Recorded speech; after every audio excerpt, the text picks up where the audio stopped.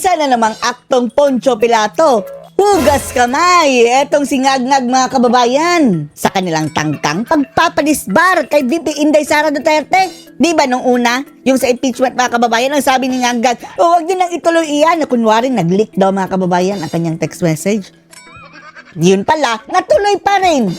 Tatlong impeachment pa nga ang isinampa. At ngayon mga kababayan, dito sa disbarment case, laban kay VP Inday Sara Duterte, na ipinail nitong kanyang kasing ubob mga kababayan na si Larry Ubob Gadon. Oh. Sinabi na naman ni Gadon mga kababayan na walang kinalaman ang presidente dito ha. Oh. Inabsuelta na naman niya mga kababayan. Sa makatuwid, pinagsabihan daw siya ni Nganggag mga kababayan ni BBM na, "O Gadon, wag mo nang ituloy. Oh, wag na Gadon, wag mo nang patagalin. Go!" Kunwari mga kababayan, wag na Gadon. At pinalik na naman ito sa media mga kababayan via yang dakilang dilawan nila na vlogger na /journalist na wala na naman daw kinalaman. Oh, si Nganggag, si BBM, natanggalan ng lisensya si VP Sara Duterte bilang abogado. Oh, patatanggalan ng sinasabing second year college mga kababayan ng isang taong may mataas sa edukasyon na naging lawyer na si VP Sara Duterte. Sabi nitong si Gadon, walang kinalaman si BBM dyan. Pinigilan pa nga ako. Panoorin niyo po. Alam ba ni President Marcos that you were going to file a disbarment case against her? Well, nag-text ako, pero ang sabi niya, huwag mo lang gawin yan. Oh, ang bait mga kababayan, ano? Huwag mo lang gawin yan.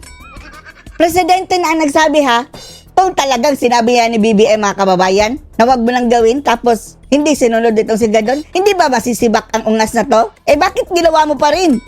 Kasi mga kababayan, ang ginagawa nito si Gadon ay inaabsuelto na naman niya si BBM mga kababayan na hindi siya ang pakana.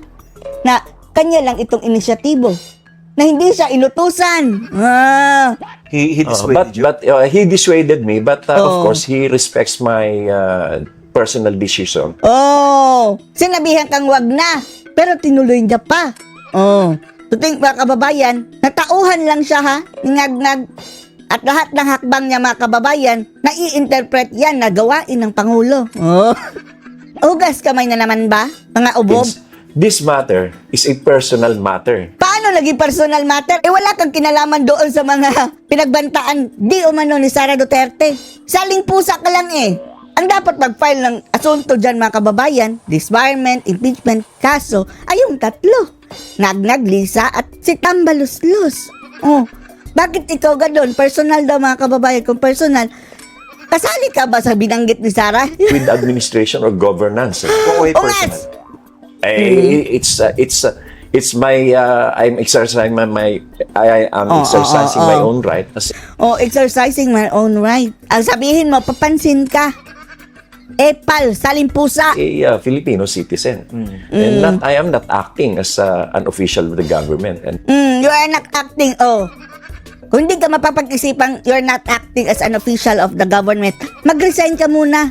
Dahil habang associated ka sa gobyerno, eh, talagang may connection ka. in that particular moment of In filing that particular moment. Tapos pinail mga kababayan, office hours.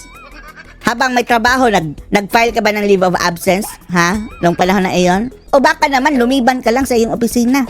Kami kapag liliban kami, kahit punta lang ng kantin na hindi break time, napapagalitan kami.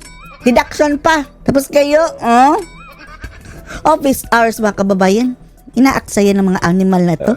impeachment, the disbarment. Mamaya ito mag-usapan impeachment. Yes. Disbarment muna. Okay, pero alam naman natin na this is not the first time that the Dutertes acted this way. Although first time na madinig natin yung sinabi niya meron siyang kinontrata na papatay at pumayag daw. Okay? Pero, Sinabi bang may kinontrata? May kinausap lang.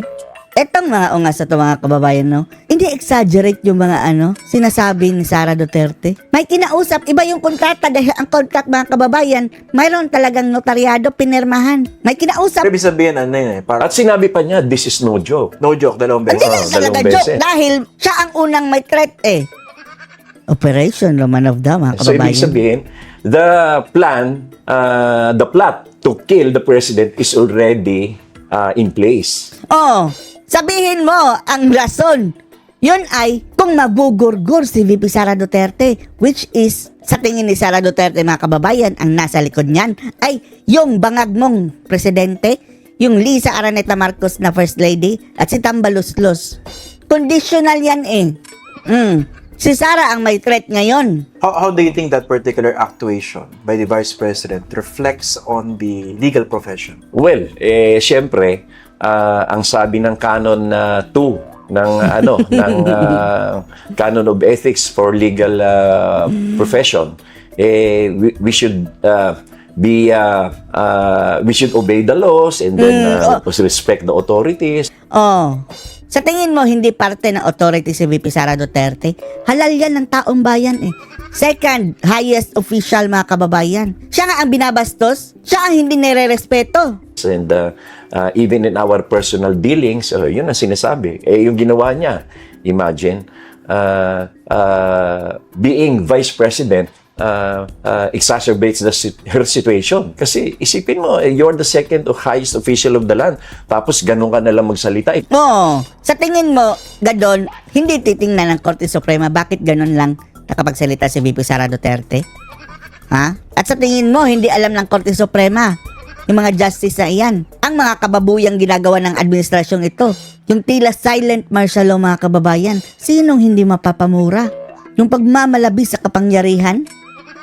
Kung wala naman lang kabalastugang ginagawa ang presidente ngayon at ang kanyang mga tauhan at minura mo, posible pa. Kahit pa nga mga kababayan, hindi yan rason para madisbar ka. Dahil yung jutang ginemes, ay may ruling na yan ang Korte Suprema na it's part of our freedom of expression, freedom of speech. Iba itong ginawa ni Gadon mga kababayan eh. Ang pagkababae ang kanyang binabastos mga kababayan. Umabot pa dun sa mga private part ng mga babae. Diyos mio. Tapos, hindi lang yan. Hindi lang ng isang beses ginawa ito ni Gadon eh. Maraming beses mga kababayan, kumbaga, libre ang kabubuhan mga kababayan. Inaraw-araw pa nitong si Gadon. Papapatay mo yung presidente. Kung mamamatay siya, kumplituhin mo. Given the decision by the Supreme Court to disbar you, dahil doon sa ginawa ninyo.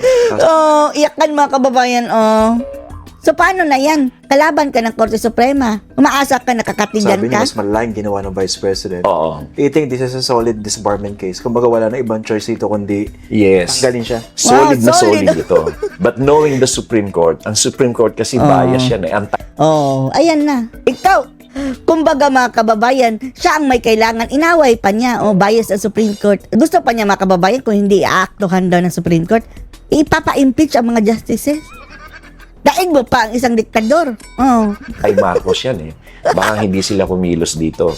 Una-una, si VP Sara ay nanuntok. Sheriff, alam mo ba kung ano din dahilan? Kaya kapag hindi niya ginawa iyon, talagang malaki ang kaguluhan.